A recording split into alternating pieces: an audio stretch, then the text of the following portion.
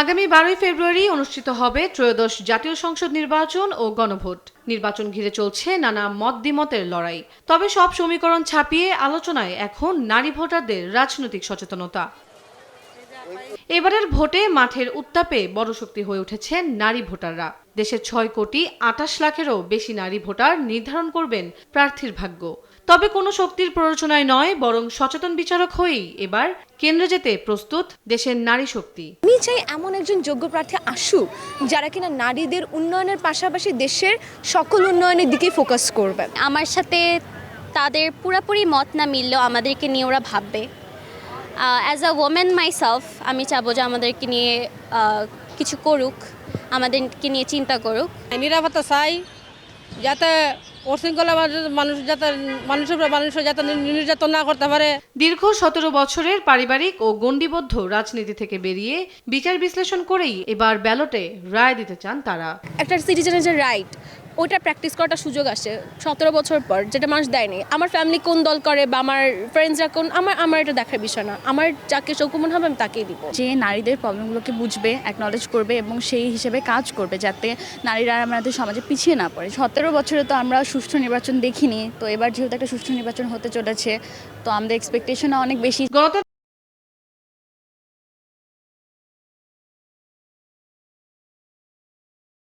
দেশে নির্বাচিত সরকারের বিকল্প নেই।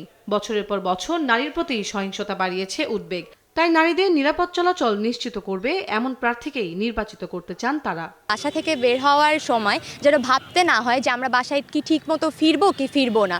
আমাদের যেন মাথায় ওই চিন্তাটা না থাকে যে আমরা কি একদম যেভাবে বের হচ্ছি একদম ঠিকঠাকভাবে ওভাবে কি আমরা বাসায় ফিরতে পারবো নাকি। ওই সেফটিটা আমার যেন থাকে। সেফটি যে দিতে পারবে, রাতে দিনে যে কোনো সময় আমাদের নিরাপত্তা নিশ্চিত করতে হবে। তারপরে আসে পোশাকের স্বাধীনতা, অবশ্যই যে পোশাক নিয়ে কোনো ব্যারিকেড থাকবে না, কোনো ধরনের উল্টাপাল্টা কমেন্টের শিকার হতে হবে না, আর হলেও তার যেন বিচার করা হয়। স্বাধীনভাবে নারীর ভোটাধিকার প্রয়োগ ও নিরাপত্তা নিশ্চিত করাই এখন সবচেয়ে বড় চ্যালেঞ্জ উল্লেখ করে বিশ্লেষকরা বলছেন, রাজনৈতিক ক্ষমতায়নে নারীদের সচেতন হওয়া জরুরি। তারা মনে করে যে নারীরা সচেতন হয়ে উঠেছে এবং তারা আমাদেরকে ভোট দেবে না যদি আমি কোনো পরিষ্কারভাবে তাদেরকে বুঝাতে না পারি যে আমি ক্ষমতায় গেলে তাদের জন্য কি করব, তাহলে তারা তখন সচেতন হবে যে আপনারা যদি আমাদের এই ব্যাপারটার প্রতি নজর না দেন তাহলে আমরা আপনাদেরকে ভোট দেব না। এবারের ইলেকশন নারীর ক্ষেত্রে এতটাই গুরুত্বপূর্ণ যে এবারের ভোটে জয়যুক্ত যে দলটি আসবে, কোনো একটি ভুল সিদ্ধান্ত বাংলাদেশের নারীদের ভবিষ্যৎকে নির্ধারণ করবে।